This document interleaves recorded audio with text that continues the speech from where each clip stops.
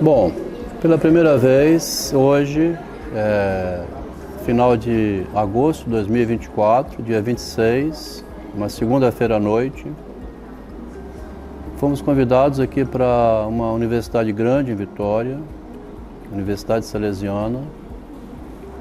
Anteriormente tivemos na Estácio, em Jardim Camburi. Aqui o espaço é bem mais amplo, né?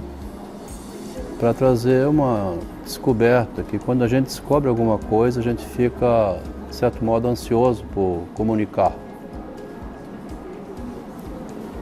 Descobrir uma novidade não é comum, não acontece toda hora. Essa novidade não é tão nova assim, uma novidade velha. No entanto, não tinha sido antes publicada. Nesse sentido, então, é uma novidade, né? Tanto em Machado de Assis quanto em Freud. Hoje, começando pelas cartas de juventude do Freud e um texto de adolescência do Machado de Assis, tá? Então, isso aí. Apresentação para vocês conhecerem como que vai ser a nossa palestra hoje. Nós estamos aqui com Adelmo Marcos Rossi. Uma salva de palmas, por favor, nosso convidado que está aqui. Então, vou falar um pouco aqui, né, da experiência do Adelmo. Ele tem quase 15 anos de experiência em estudo sobre psicanálise. Ele é fundador de pesquisa do narcisismo, também é autor do livro A Cruel Filosofia do Narcisismo, uma interpretação do sonho de Freud, 2021. Após um longo período de pesquisa acerca das relações entre as obras machadiana e freudiana, publicou O Imortal Machado de Assis, autor de si mesmo. Ele fez a apresentação das obras e condução de conversas sobre os temas abordados nos livros. O Imortal Machado de Assis, autor de si mesmo, que oferece uma análise perspicaz sobre a obra Vida de Machado de Assis. E A Cruel Filosofia do Narcisismo, que discute aspectos filosóficos e psicológicos do narcisismo na sociedade atual. Ele é autor engenheiro civil, mestre também em ciências de sistemas, psicólogo, mestre em filosofia e microempresário.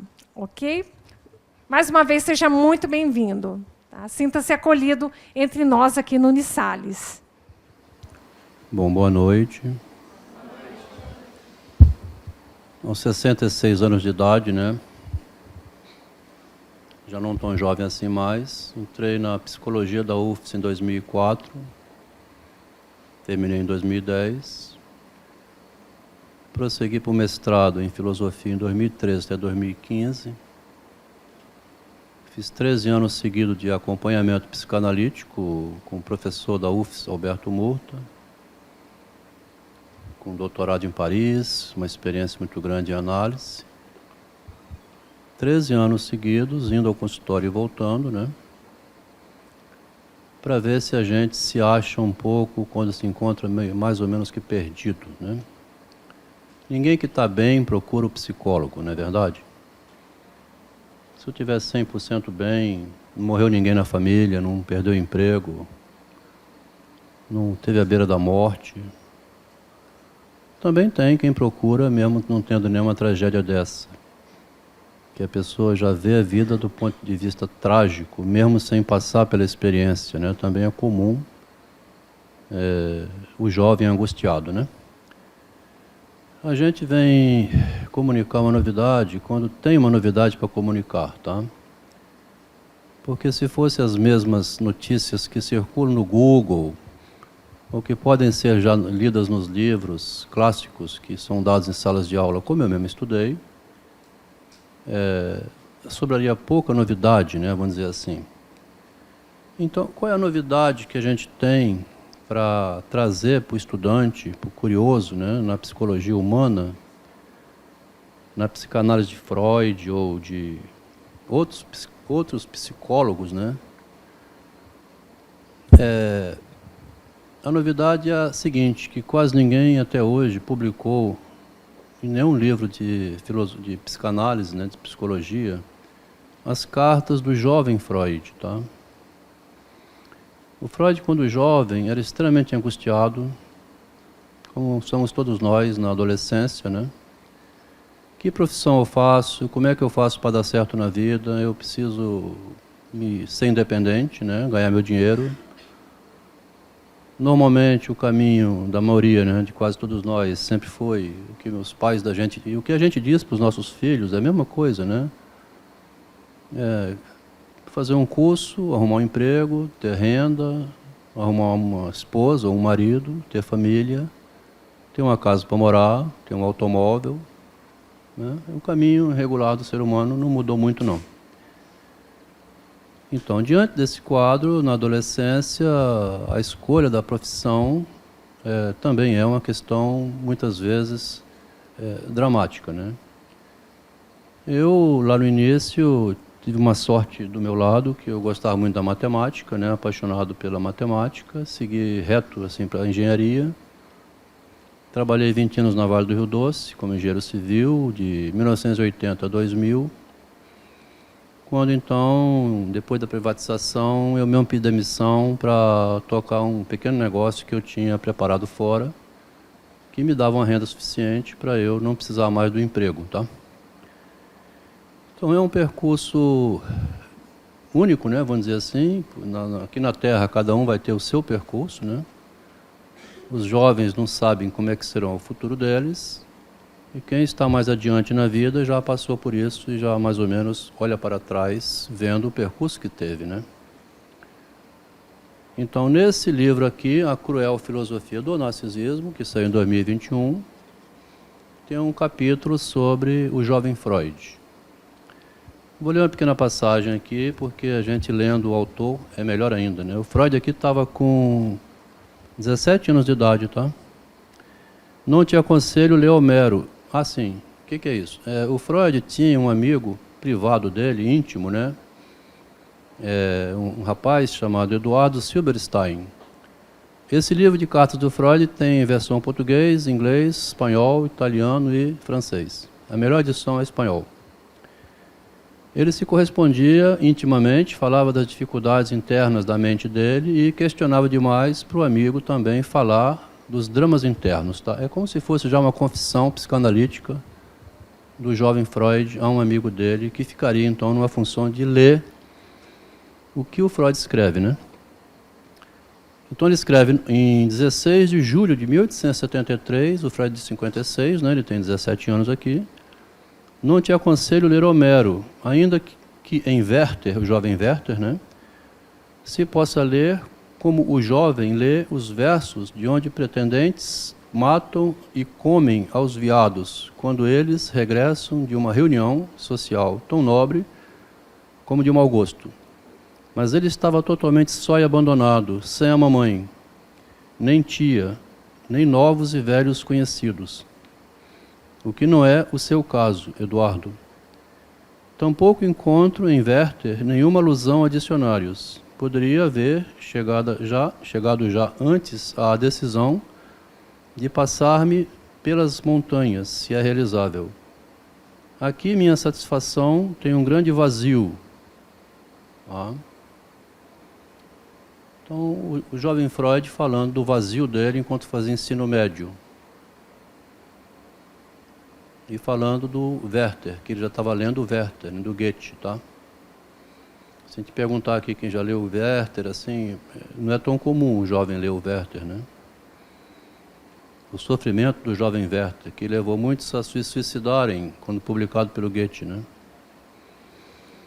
Aqui minha satisfação tem um grande vazio que não tem maneira de se remediar. Então ele fala com Eduardo dessa maneira, e que, como é comum acontecer com os vazios, se fazem maiores cada dia. O buraco aumenta, né? Às vezes, se me vem a tentação de ver se não pode ter algum tipo de remédio. Mas na frente ele vai dizer que esse remédio é a linguagem, né? Não tem como você tomar um Dorflex para a dor da alma, né? A dor da alma é aquela dor que você trata ela subjetivando a experiência através da linguagem. Mais na frente um pouquinho, a página 84, ele vai falar então disso que a gente vinha falando antes, tá? Aqui agora com 26 de junho de 73, ainda com 17 anos. ele vai falar sobre a profissão, o Freud jovem, né? O que eu faço da minha vida, né? Tá? O idoso também tem o mesmo problema, viu? Esse problema não resolve nunca, na verdade, né? O idoso, quando está mais à beira da morte, né? Ou de ir para um asilo, né? Sei lá, os filhos hoje não se dão muito ao trabalho de acompanhar os pais também, né? Mas a questão de o que você vai fazer da vida, ela persiste a vida toda. Não termina porque você fez engenharia ou teve família. Tá? Que horas que é a hora que eu vou me suicidar, por exemplo, né? Ou como tem acontecido demais, assim. Ou me perder na entrega ao álcool, né? Aos prazeres mundanos, então, né? Então ele está falando aqui sobre a questão de o que eu vou fazer da minha vida, né? O Freud. E ele carregou essa questão a vida inteira, né? A nota excelente, finalmente, me deram no trabalho em alemão. O professor dele deu uma nota excelente a ele. O tema foi altamente moral, que era sobre as considerações na hora de eleger uma profissão. Tá? Olha uma redação que o Freud teve que escrever em 1873. O professor pediu, gente, escreve uma redação aí, o que você quer ser na vida? Tá? E eu fiz uma redação em mais ou menos o mesmo que havia escrito a você faz 2 semanas, ou seja, eu não sei o que eu vou fazer da minha vida. Ele tinha dito isso ao Eduardo. Sem que você me concedesse um excelente por isso. Então ele não ganhou um excelente do amigo, mas do professor ganhou. Meu professor me disse ao mesmo tempo, e ele é a primeira pessoa que toma a liberdade de dizer isso para mim, que tenho o que Erd, um outro amigo, chama tão acertadamente um estilo idiota. Ô Freud, você tem um estilo idiota, essa redação sua, né? Isto é, um estilo que ao mesmo tempo é correto e característico. Quedei-me devidamente surpreendido por esse fato incrível e não deixei de difundir o mais distante possível esta feliz notícia. Ele ironiza, está vendo, Freud, como é irônico? Ô Freud, você pode fazer uma redação melhor que essa. Ele botou a palavra idiota, pô. O professor não colocaria um idiota, mas ele interpretou assim, né? Minha redação foi criticada, então me chamou de idiota. E eu vou difundir essa notícia, né? Essa feliz notícia, a primeira de sua espécie. Primeira vez que ele recebe essa nota, então. Até você, o excelente, né? Um irônico, então. Até você, por exemplo, que até agora tampouco se havia dado conta de que estava trocando cartas com o grande estilista alemão, mas agora te aconselho como amigo, não como interessado, conserve-o, esse amigo, e amarre-o todo com cordas. Cuide dele, nunca se sabe. O Freud pede ao amigo dele para cuidar dele, o jovem adolescente. Então, essa intimidade do Freud, né, que ele põe aqui em cartas de adolescente, ele depois usou o mesmo critério com Jung, com Fliess, quando fez a interpretação dos sonhos, mais na frente com Jung. Né? Ele tinha esse costume de escrever muitas cartas. Parece que eram em torno de 20.000 cartas, consta na internet, se consultar aí, né? Mas publicadas tem em torno de 10.000 cartas. São 26 volumes de cartas privadas do Freud. Como essas cartas não foram incineradas, preserva até hoje, consultando essas cartas, que na época ninguém lia, né? É proibido você ler os textos privados, só vinha a público as obras que o Freud publicava. Durante a construção da psicanálise, ninguém sabia esses pensamentos reservados do Freud.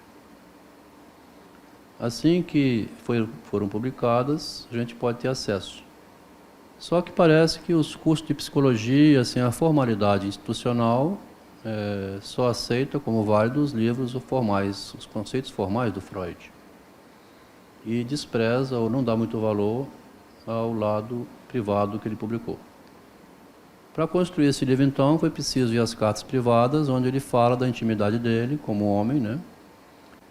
E do enorme sofrimento que ele passou, principalmente o enorme sofrimento que o Freud passou, já maduro, com 58 anos de idade, em 1914, quando ele teve um choque muito grande ao descobrir que a psicanálise, na verdade, era o narcisismo do Freud. Desejo de sucesso, desejo de passar adiante uma ideia salvadora da humanidade, né, dos sintomas humanos. A gente sabe que a psicanálise, assim como a teologia ou filosofia, ninguém salva o homem, né? Você consegue acalmar um pouco o delírio, consegue reduzir um pouco o excesso de medicamento, de angústia que leva a beber ou brigar, etc., né? É o que a gente faz com nossos filhos, com nossos amigos, quando não estão muito bem, ou com os pacientes que vão no consultório, né? No máximo você vai acalmar. Então, o Freud, em 1914, pela primeira vez na história da humanidade também, muito corajoso, né? Introduziu um artigo que destrói a psicanálise, tá? É o artigo chamado O Narcisismo, né? É um artigo que joga contra a psicanálise, porque, por um lado, não podia ficar sem ser incluído, né? Não podia ficar sem ser incluído porque o narcisismo é a estrutura fundamental do ser humano, né? Todo garotinho, todo pai que tem uma criança ou irmãozinho em torno de 5, 6 anos de idade, 4, 5, 6, ele já tem que ser espertinho no mundo para atravessar a rua, ele tem que saber se virar. Quando ele conquista essa concepção de realidade, ele está conquistando o narcisismo dele, que é o amor por mim mesmo, o cuidado com a minha imagem, o sapatinho, o papai briga, né, mamãe também, ó, escova o dente, penteia o cabelinho. Vai insistindo com a criança para adquirir os modos, né, sociais. Esses modos sociais são isso que chama-se narcisismo. Tá? Então, aquela frase que Machado de Assis publica em Memórias Póstumas, o menino é pai do homem, o Freud também publicou em 1913, o menino é pai do homem, a mesma frase. O menino é pai do homem tem um sentido assim, ele já tem uma certa responsabilidade. A mãe sabe disso, né? E o pai também. Dá aquela proteção adicional, mas sempre chamando atenção. Para ele constituir-se como um ser fora de uma redoma extremamente protetora, como hoje em dia parece que está surgindo em excesso até, onde qualquer brincadeirazinha assim, coisa é chamada de bullying, né? Chama de intervenção dos pais. Uma anedotazinha que é bom contar para descontrair também. Meu filho estudava aqui na Monteiro Lobato, reparei um dia que ele estava indo de tênis, ele nunca foi. O que aconteceu, Dante, que você está indo de tênis para a escola? Ah, pai, um garoto lá empurrou uma cadeira, ela caiu de costa, bateu em cima do pé de um outro menino, machucou o dedo dele, o pai entrou com um processo contra Monteiro Lobato e a diretoria reuniu, falou, 400 estudantes têm que vir agora de tênis para a escola, protegido para... Então, a partir de um microscópio do acidente, né, você começa a criar uma celeuma. E isso aumenta assim, o medo assim, de você derrubar uma cadeira ou fazer alguma coisa com seu amigo, entornar um refrigerante. Quer dizer, você fica, todo mundo está meio assim, né? Com o que vai dizer, como que você olha para alguém. Então, o narcisismo começou a tomar um lado meio torto, onde o cuidado aí passa a ser nocivo à formação, tá? Nunca ninguém estudou a psicanálise considerando, então, esse golpe do narcisismo que o Freud diz. Quem leu o artigo, eu li esse artigo dezenas de vezes, dei aula desse material, mas eu não entendia muito bem que, nesse momento, na verdade, o Freud estava ali com um texto bem enrolado. É difícil compreender o artigo narcisismo, tá? A gente não entende bem o que o Freud está dizendo, você só entende lendo as cartas. Por isso que é importante você conhecer... Por que tem o consultório do psicanalista? É justamente porque lá se fala os segredos que não se fala em lugar nenhum. Tá? Então você compreende melhor a pessoa quando você conhece o lado reservado dela também. Aí pode ser usado para fazer maldade ou pode ser usado para dar o suporte. De qualquer maneira, nos casamentos é um pouco assim, né? A gente conta com o parceiro da gente para as dificuldades. Obviamente, né? O amor é isso, né? O amor é eu cuido de você nas suas dificuldades e você cuida de mim nas minhas dificuldades. Esse é o princípio do amor, né? Então, essa ideia, a ideia de inconsciente que o Freud tinha antes, derruba completamente. Na verdade, era um inconsciente desejo de sucesso que fez o Freud transformar num conceito chamado inconsciente. Esse inconsciente desejo de ser bem-sucedido na vida mudou de lado e partiu de 1914. E quem estudou o Freud, mais ou menos, ou tem algum conhecimento, vai ver que no ego e o id, ele diz que então em nós existe um impulso instintivo interno chamado id, né? Não é mais inconsciente, então. É o mesmo impulso que fez o Will Smith lá dar um tapa na cara do Chris Rock no momento de descontrole emocional, que, meu modo de ver aquilo, é uma falha da instituição. O cerimonial tinha que reunir e falar assim, rebobina essa fita, volta ao estaca zero, essa agressão aí, que verbal, que resultou um tapa, isso é ridículo nesse ambiente, pede perdão a ele, vão tocar para frente o cerimonial. Em vez de fazer isso, fez uma tragédia, né? Converteu uma provocação de mau gosto numa tragédia, e o Will Smith perdeu o Oscar. Então, esse jogo da imagem, que você ataca outra pessoa para ver a reação dela e depois ela ser culpada pelo que reagiu, isso está sendo usado assim agora direto. Tá? Eu faço uma pegadinha, eu armo uma situação, é coisa de moleque isso também, né? A gente era moleque, botava chiclete debaixo da carteira, pegava a lapiseira do coleguinha, escondia para ele não achar, ficar apavorado em sala de aula. É justamente o infantilismo que é uma traquinagem necessária para você sobreviver, tá? E também usado entre adultos, né? Você faz essas provocações para ver se o outro cai. Se você tiver bastante tranquilidade centrado nas coisas que você faz, você percebe e não cai mais nesse jogo, então, né? Então, a impressão que a gente tem é que a psicanálise, a partir do 1914 para frente, ela, por uma necessidade do próprio Freud de defender a teoria dele, ele não escancarou, né? Ele não escancarou dizendo, gente, eu cometi um erro lá atrás, tá? O que eu fiz antes, ele não fez isso. Né? Porque ele vai fazer isso em 1930, no Mal-Estar na Cultura, quando ele diz que houve uma grande mudança na psicanálise em 1914. Aí ele confidencia em público, mas ele bota um parágrafo bem pequenininho, no meio do texto, onde ele diz que, a partir de 1914, já não é mais a sociedade repressora que me reprime. Deixa de ser isso. É eu que tenho que me reprimir para viver em sociedade, porque a sociedade sempre vai ter a polícia, você não pode fazer o que quer. Apesar de que tem gente que faz o que quer, e não é pego, né? Então, você vai manobrar com o seu narcisismo, no seu comércio, na conquista do amor, quando um homem acaba ficando com a mulher do outro, ou a mulher com o marido da outra, essas coisas que acontecem tanto na sociedade, né? São invasões, é ilegal, mas acontece. Então, se você suporta ser visto como uma mulher que está com o marido de uma outra, ou vice-versa, é você com você mesmo na sociedade. Tá? Então, aquela pessoa muito tímida e muito contida, pela repressão social, não significa que a sociedade está aí reprimindo ela.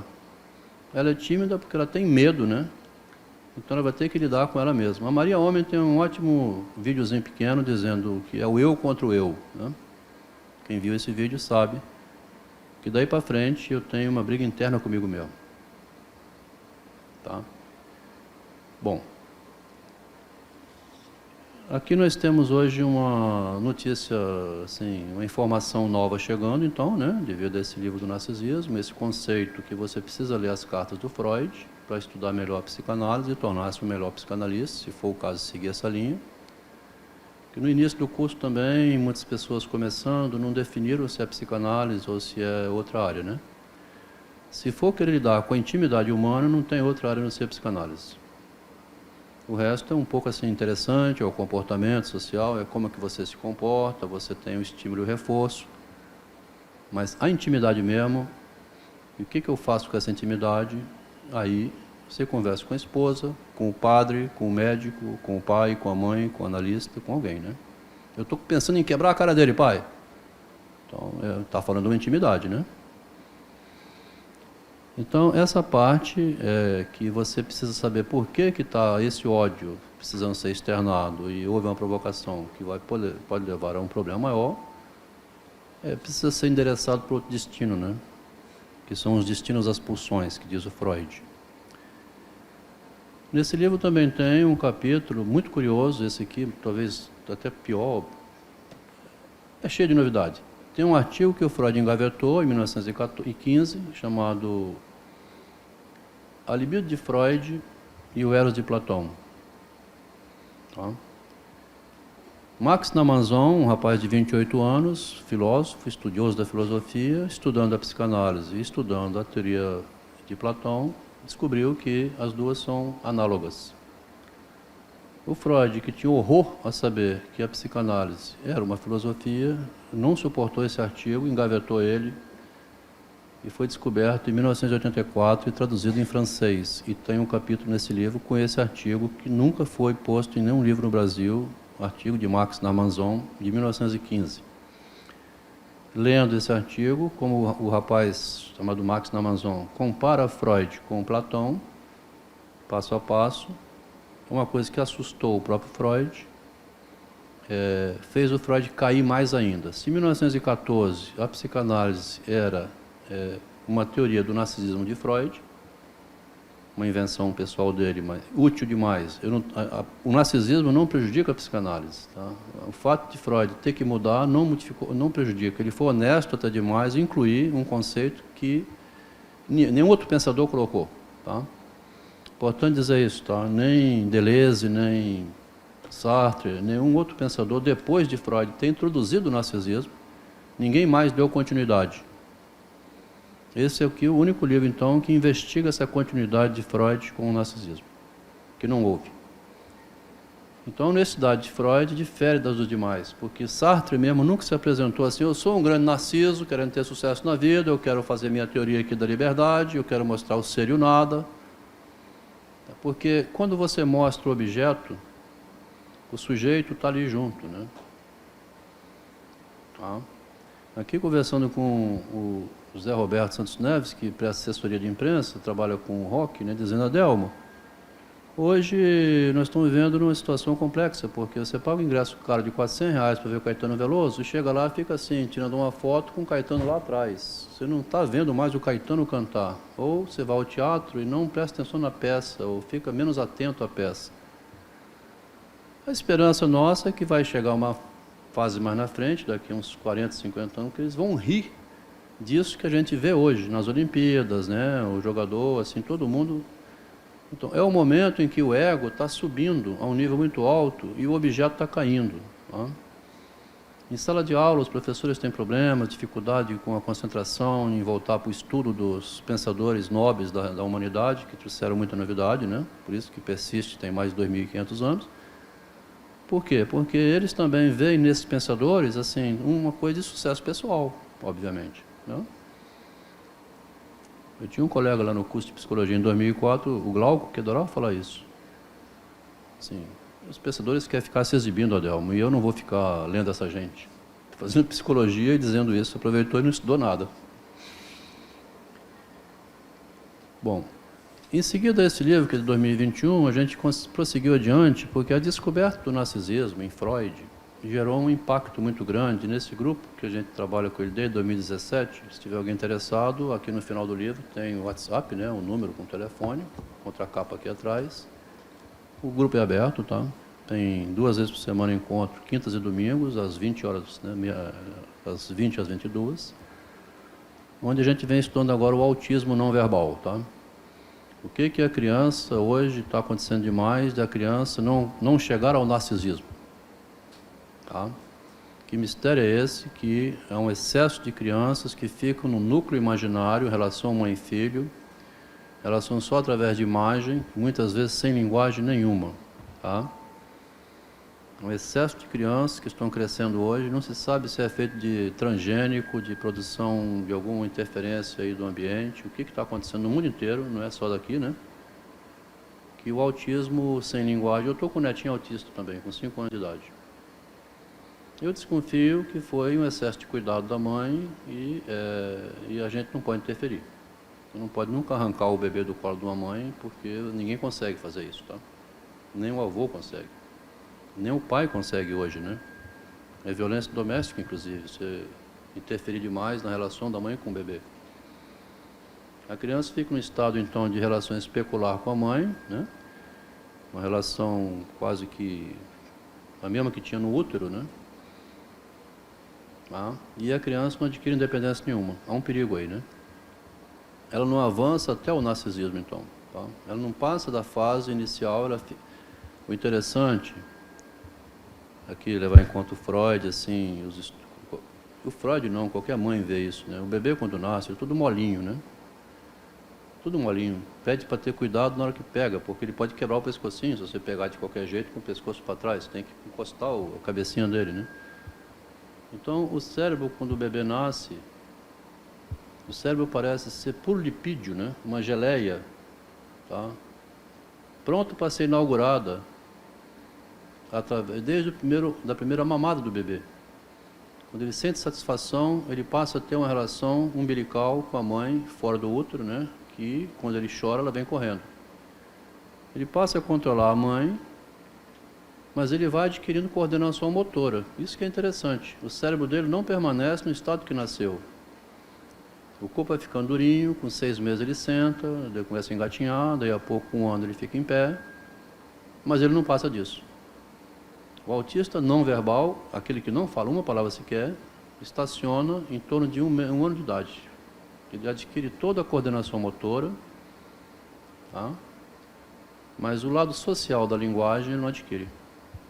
Ele fica na dependência de quem cuida dele. Dá comida na boca, leva no banheiro, troca a roupa, urina na sala de aula, dá um trabalho enorme. O tempo todo, 24 horas tem que ter alguém junto.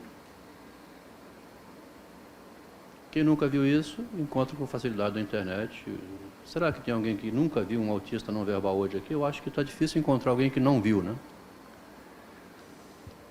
Então, a pesquisa assim, da formação do que a imagem incide na criança, de tal maneira que a criança, lá no instante mais na frente, ela adquire responsabilidade com a sua própria imagem, tá? Essa pesquisa é pobre de conteúdo. Você procurar no Google, na internet, e eu estou cansado de fazer isso, se alguém descobrir, me manda que eu vou querer. Tá? Como é que eu transfiro a linguagem para a criança? A criança vem ao mundo sem linguagem. Nenhuma, né? Se abandonar, morre. O único animal que engatinha até a mãe é o cachorrinho, o gatinho, o bezerro, a cabra, o cabrito, enfim. Os mamíferos procuram amamentar-se como a mãe. O bebê humano fica esperando.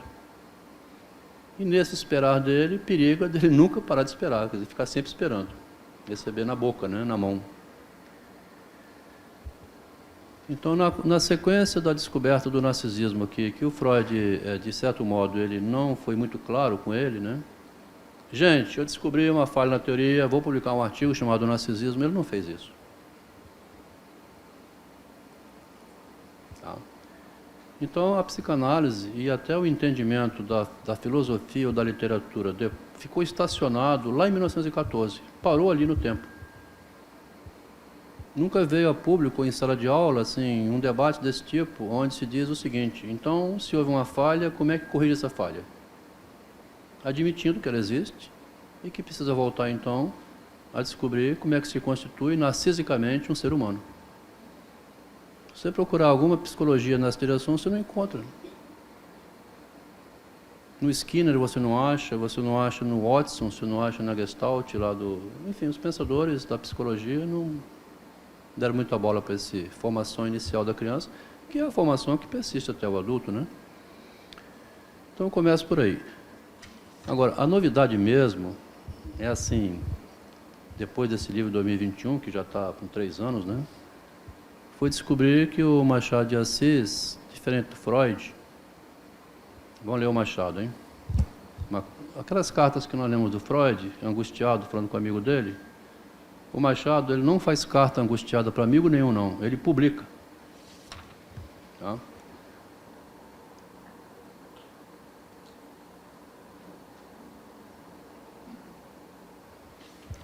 Vou ler porque é curiosa. O Machado é escritor, né? O Freud seria escritor também, tá? Ele seria escritor, né? E não o que ele fez, tá? Perdição. Machado publica com 20 anos de idade. Era uma pobre criança e o eras. Entre as 15 primaveras de sua vida cansada, nenhuma flor de esperança abriu o medo, eram rosas. É uma poesia, né? Sem rima nenhuma. rosas, que a doida da esperdiçada, tão festivas, tão formosas, desfolhava pelo chão, pobre criança, se o eras. Os carinhos mal gozados eram por todos comprados, que os afetos de sua alma havia-os levado à feira, onde vendera sem pena até a ilusão primeira do seu doido coração. O Machado fazia poesias e vendia, nessa época, com 15 anos de idade. Ele está dizendo que com 15 primaveras, com 15 anos, essa poesia, Perdição, que tem um título, 15 anos, né? Tem alguns contos que ele diz que o personagem vendia a produção literária dele. Vários contos assim. O personagem é o próprio autor disfarçado de personagem, né? Pouco antes a candura, com as brancas asas abertas, em um berço de ventura, a criança acalentava.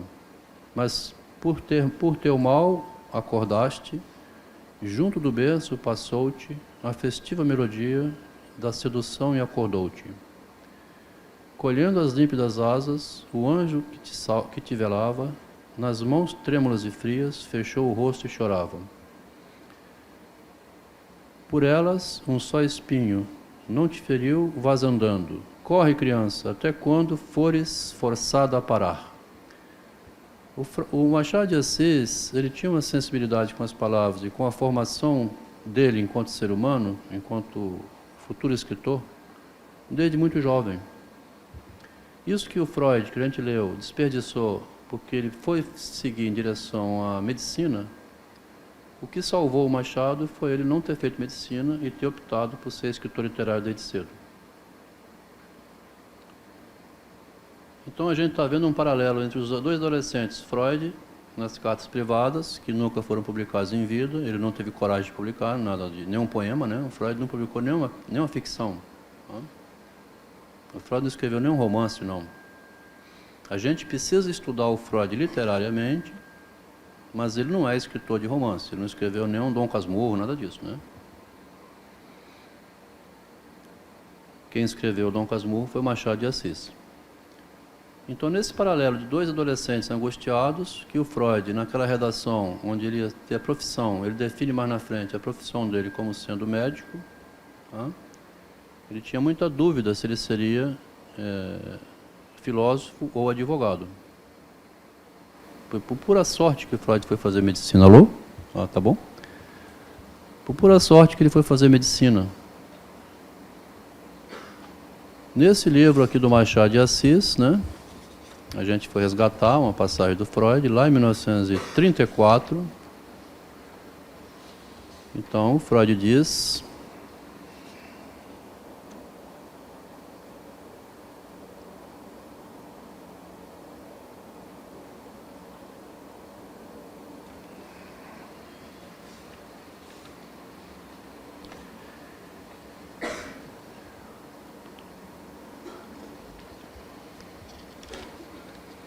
Em 1934, ele escreve o seguinte: 3 cartas do Freud, vou pegar uma só. Por agora, a novidade de me ter amadurecido, principalmente sob a atual influência de Brentano, a decisão de obter o meu doutorado em filosofia. Freud ia fazer doutorado em filosofia por influência do Brentano, professor dele. Com base na filosofia e na zoologia. Outras tratativas estão em andamento para promover o meu ingresso na Faculdade de Filosofia, ou no próximo semestre, ou no próximo ano. Escreveu em 75, quando estava entrando na medicina. Estava com 19 anos de idade aqui, né? Tenho de corrigir a minha informação de que pretendia matricular-me também na Faculdade de Filosofia, lembrando que o meu plano original era o de fazer 2 faculdades ao mesmo tempo e realizar em ambas os meus exames de doutorado, dentro de 3 a 4 anos. Aqui o Freud escreve em 1909, uma carta a Jung agora, está lá na frente. Essas 2 eram adolescentes, né? Em 1909 ele está com 53 anos de idade, já bem maduro, né? Já tinha publicado a Interpretação dos Sonhos. Dizendo então, em 1886, quando dei início à minha prática médica, tinha em mente apenas um período experimental de 2 meses em Viena. Caso não desse certo, minha intenção era ir para a América.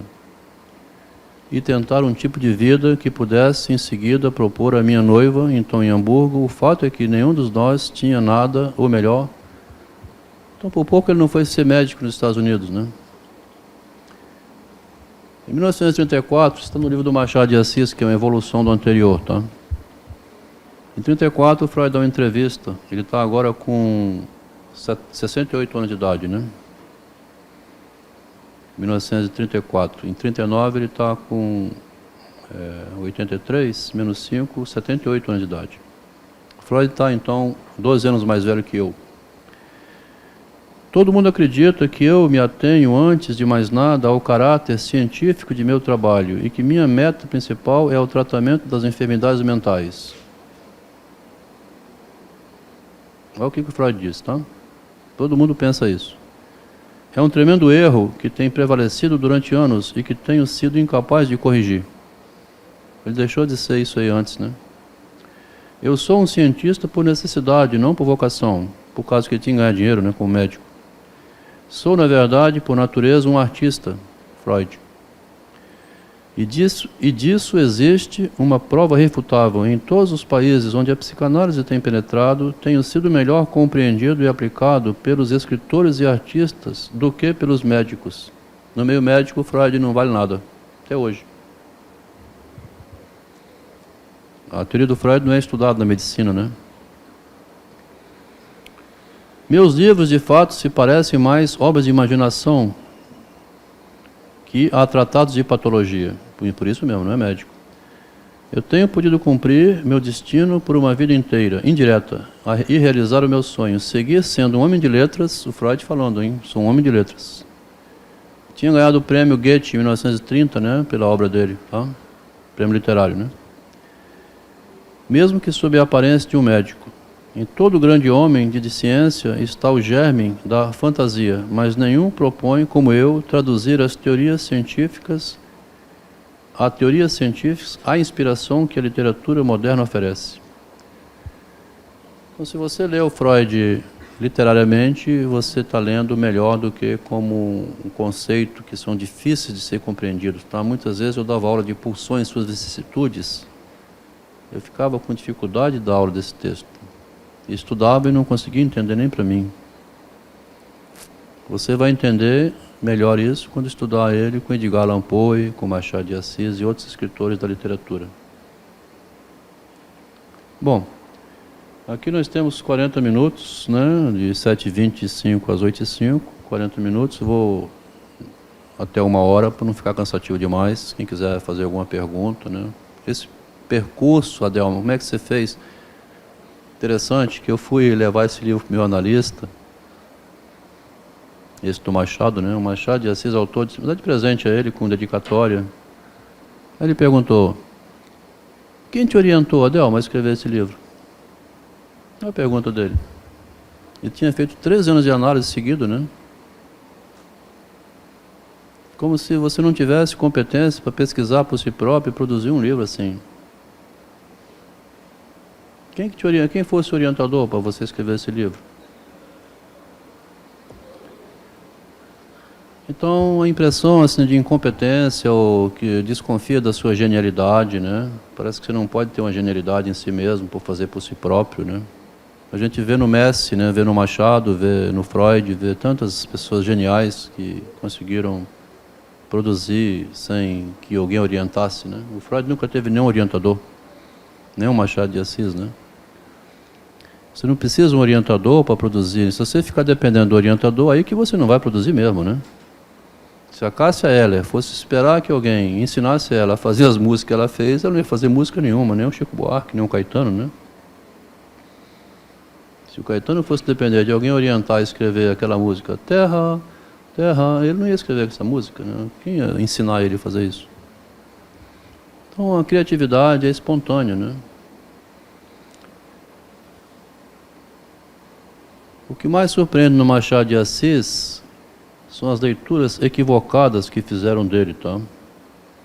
Na página 270 aqui do livro, quando ele publicou, é importante considerar o seguinte também.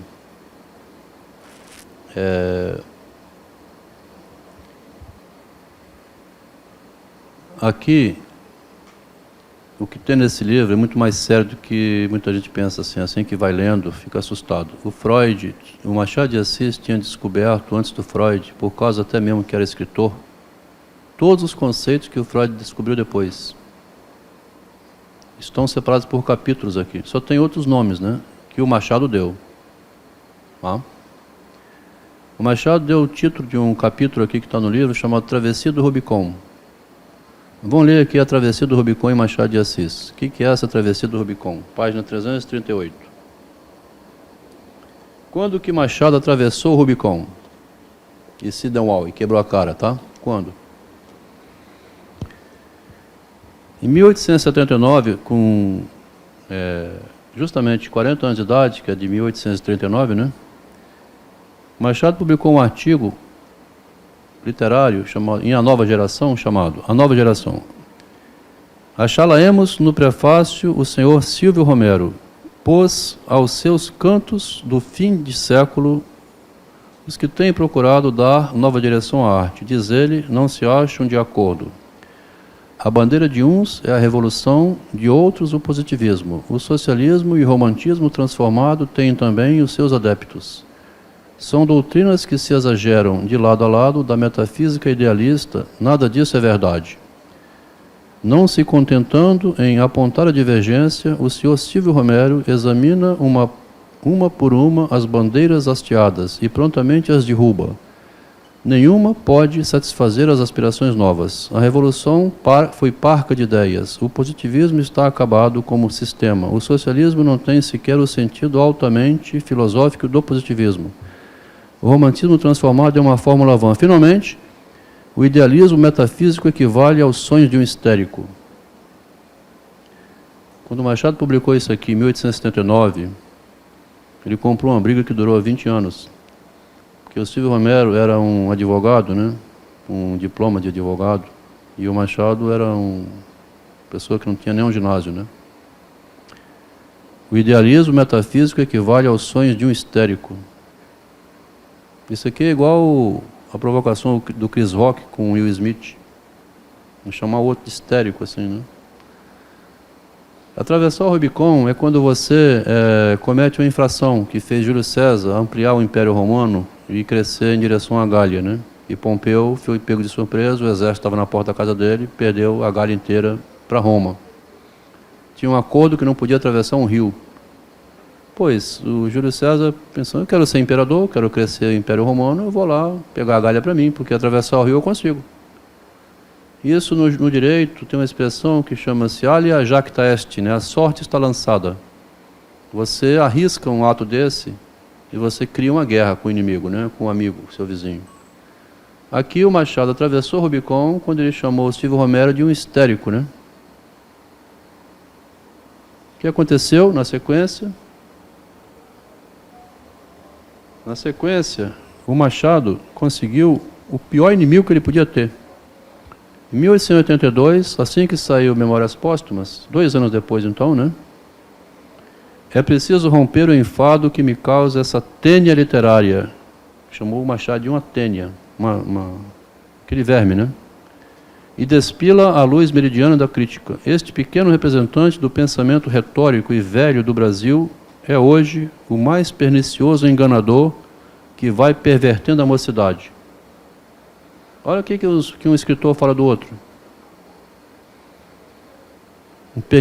Machado de Assis, um pernicioso enganador que vai pervertendo a mocidade. Quando ele publicou Memórias Póstumas, né?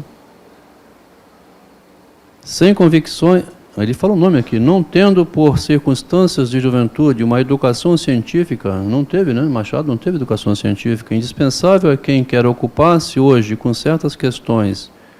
E aparecendo no mundo literário, há cerca de 25 anos atrás, o Machado tinha aparecido, né? O senhor Machado de Assis é um desses tipos de transição, criaturas infelizes, pouco ajudadas pela natureza, entes problemáticos que não representam, que não podem representar um papel mais ou menos saliente no desenvolvimento intelectual de um povo. Isso aqui equivale, então, àquela briga de Chris Rock com Will Smith, né? Você provocou o Silvio Romero, ele veio com essas pedradas todas. Então, o capítulo Travessia do Rubicon é aquele em que você arrisca um lance e vem essa rebatida. Você pode ser preso, né? Tem um outro capítulo chamado Similia Similibus Curantur, que é o princípio homeopático da cura pela homeopatia. Você cura o mesmo com o mesmo. Que o Machado diz, você se cura pela literatura. Toda a produção do Machado, depois de 1880, ele foi extremamente cuidadoso. Por isso que a literatura mudou do Machado de 1880. E ninguém sabe explicar por quê. Diz que é uma revolução realista, que o Machado começou a produzir o realismo. Não seria isso. Seria uma esquiva permanente de não mencionar mais o nome de ninguém e criar uma literatura completamente, bem mais metafísica, tá? Que fala do físico sem dar nomes, né? E sem, mais escondido ainda, cada vez mais enrolado. Um pouco parecido com a mudança que aconteceu a Freud. Bom, para concluir, a gente pode dizer assim, e o que você faz com essa descoberta, então, Adelmo, que você tem no livro do Narcisismo do Machado, do Freud e do Machado de Assis? Bom, o que você faz é comunicar, está publicado, o livro poderia falar por si mesmo, tá? Ideal é se um livro falasse sozinho, dispensando a presença do orador, que vem aparentemente querer vender livros ou se promover em cima da sua descoberta. Também tem isso, né? Mas o melhor mesmo é quando o livro fala por si próprio, alguém lê e percebe, se convence que ali tem então esse elemento. Que aqui nós estamos colocando o Machado de Assis na posição superior de Freud, porque ele começou desde o início com a ideia de narcisismo na mente. Ele queria se promover pessoalmente, desde o começo, como escritor literário, enquanto que o Freud estava caçando uma profissão para ele. Nisso que o Freud foi caçar e procurar uma profissão, ele, em 1934, aos 78 anos de idade, ele confessa que estava perdido, dizendo que ele passou uma vida como escritor, e nem como médico, e nem como psicólogo. Vê que interessante. Aqui serve para mim também. Adelmo, você que era engenheiro, foi ser empresário, agora virou escritor de livros. Por que você não descobriu lá no começo que você era escritor de livros? Aí é maldade você perguntar isso, né? É como você perguntar por que o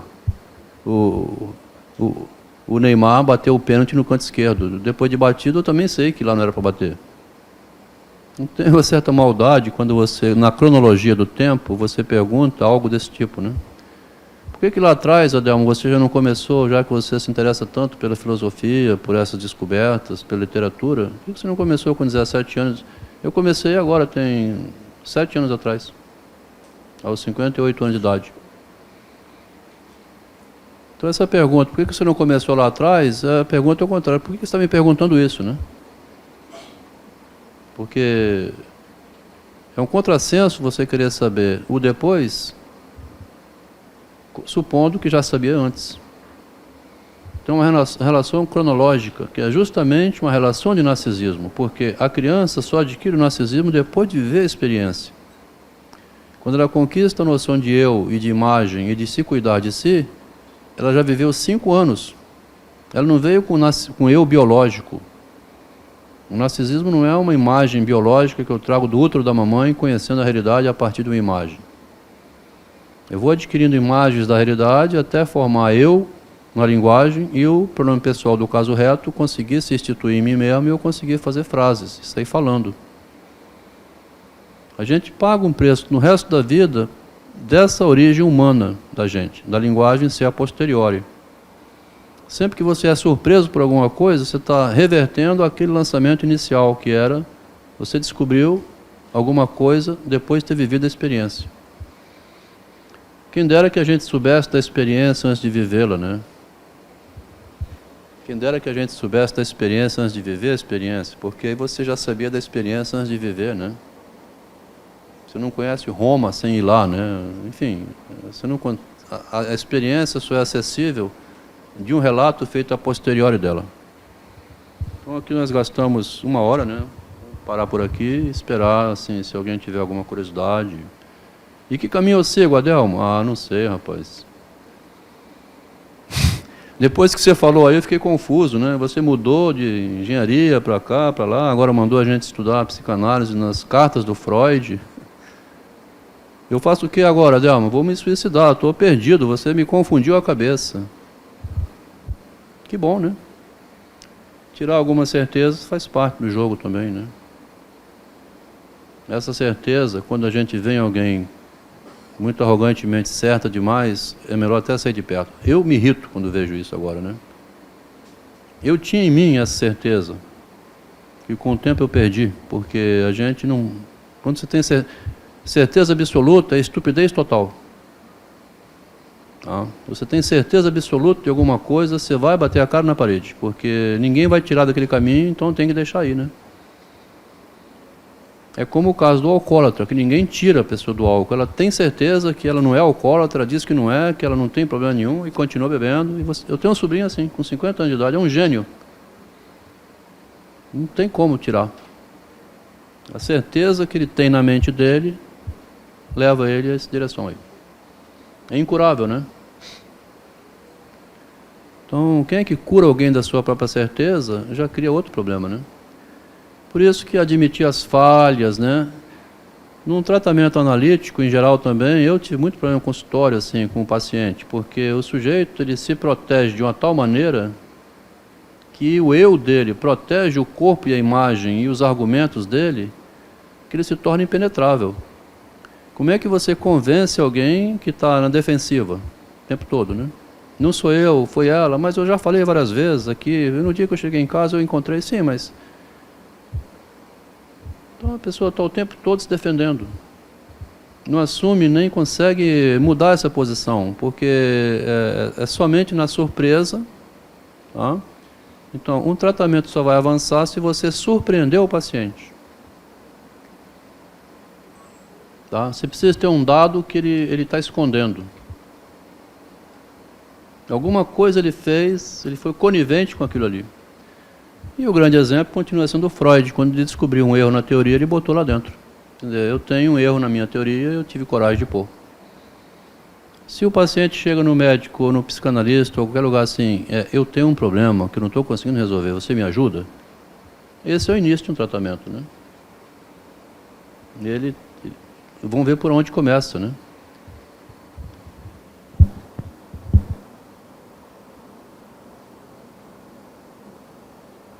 Aqui a Mariana, né, que fez o convite hoje, deixou a Karina responsável aqui pela coordenação, ela pela noite não vem, né?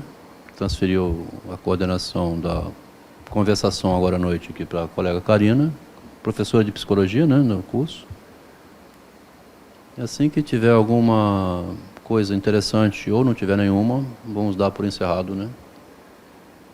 Aqui tem gente madura, tem gente iniciando o curso, tem gente que está no segundo, no quarto. Ela me perguntei ela antes, né? Tem gente do 10º período, tem gente do 8º, do 6º, do 4º, né? Querendo saber o que é o ser humano, né? A psicologia seria o estudo da mente humana, do pensamento, dos desejos, do que é o ser humano quando ele não dorme, quando ele não sabe o que é da vida, quando ele não está satisfeito com nada, né? E é nessa direção que segue os nossos trabalhos. Tá? Se alguém tiver interessado em ver... Vou botar um videozinho aqui, só por curiosidade, enquanto alguém pensa uma pergunta. Beleza. Olha o menininho. Ah, está sem som? Não estão rindo, ó. Deve ter um lugar que aumenta aqui o som, né? Ah, está aqui.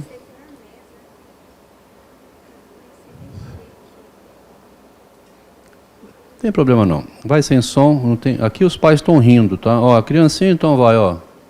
Isso que é curioso, ó. Ela vê um ser humano ali, pensa que tem atrás, né? Os pais estão rindo. Ela não consegue entender que é ela. Ela fica vigiando, inclusive, ó. Vai passar um senhor aqui, ó. Ele vai olhar para o senhor, tá vendo? Ó, ele fica tentando driblar. Passou, olhou. Tem dois, né?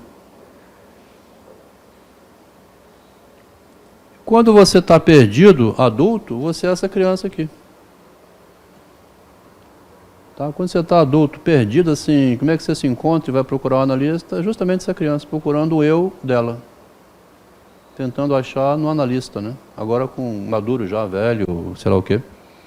Que profissão que eu faço, né? Você não sabe qual é o seu... Não tem natural na gente esse indicativo de profissão, né? Que chama de vocação, né? Tem vários videozinhos que a gente pegou assim. Nesse instante, se esse menino permanecesse assim durante muito tempo, se ele não saísse desse quadro, né? Se eu não encontrasse nunca o eu dele, assim, essa imagem sou eu, agora deixa eu pentear o cabelo, né, me arrumar.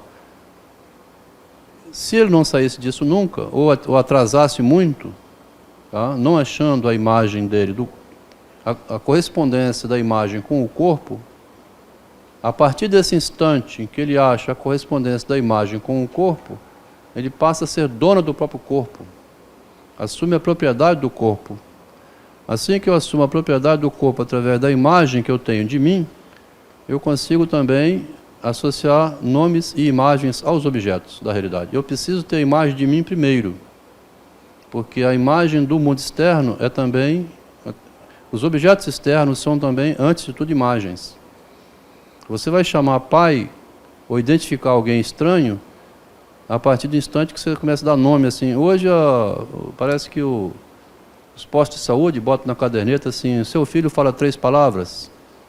Eles estão trazendo já para a caderneta de saúde perguntas sobre o autismo da criança, a possibilidade de autismo. Não fala nada ainda. Porque só vai falar uma palavra quando conquistar essa imagem do próprio corpo. Assim que eu tenho imagem de mim, eu vou ter imagem dos objetos e vou conseguir dar nome. É muito interessante essa formação da criança no autismo pensado por esse lado, né, o lado psicológico.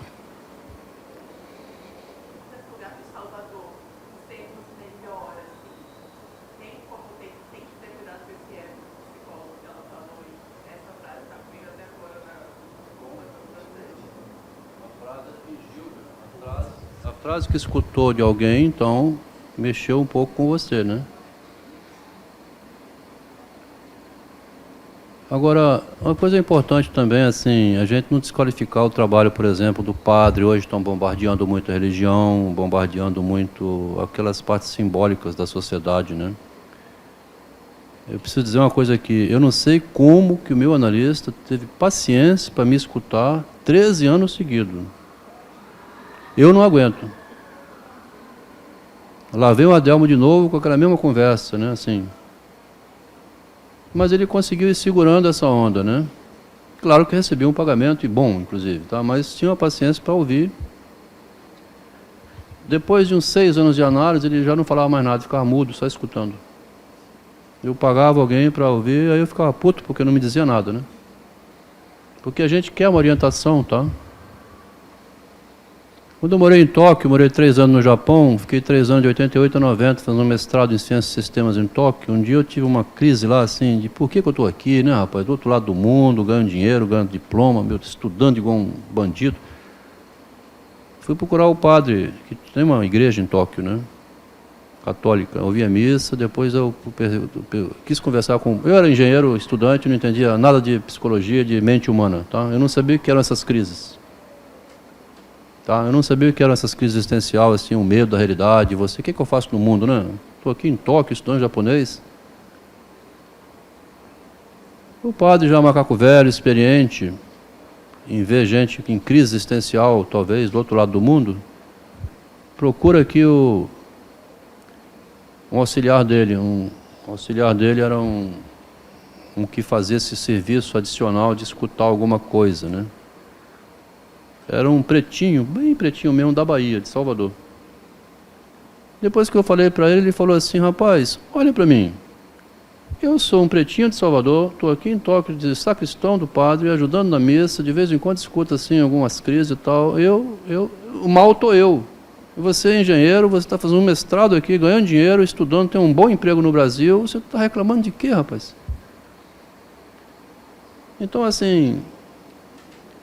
Tá vendo? Você sai assim, bom, reclamando eu não estou, mas... É por aí. Não tem explicação, né? Não fui 13 anos seguidos nesse rapaz conversar com ele. Quem teve paciência de até elaborar e compreender um pouquinho mais da subjetividade foi um analista que teve essa paciência de ficar ouvindo. Nesse sentido, então, mesmo que você não interprete nada para o paciente, você precisa ter um jeito de segurar ele indo, né? Isso que é o difícil. Até ele elaborar alguma coisa assim e atravessar o nevoeiro. Porque ele não vai encontrar muita coisa a mais do que a travessia, não. Ele vai passar a crise e sair dela. Foi assim que eu descobri o narcisismo no meu analista, né? Eu falei assim, bom, então você, assim, esse tempo todo, né, aqui, já não precisava mais ter vindo. Ele falou assim, bom, não era eu que ia te dar alta, né? Não era eu. Eu não sabia mais se você precisava vir aqui ou não. Se você disse que não precisa mais, então acabou. Porque se você também fala que você não vai atender mais, você pode desencadear uma crise do lado de lá, né? A pessoa não suporta ficar sem ir falar. Ele depende desse alimento, já virou uma cachaça para ele. Tem analista indo analista há 40 anos seguido aqui, né? Tá? 40 anos indo analista. Porque entende que precisa falar isso. O analista não vai falar assim, olha, não vou te atender mais. É um perigo também. Tá? É uma relação de transferência que acontece muito parecido com os casamentos. Quando tem uma separação num casamento, tem briga, às vezes tem morte, né? Quando você é demitido do emprego, você entra em crise também, você está há 30 anos indo naquele emprego. Cria uma relação de dependência quase. Então, se você descobre que você não precisa mais de ir, já está autonomamente suficiente, é o suficiente para você não ter que procurar mais o psicólogo, né? Aí vai ter que se virar por si próprio.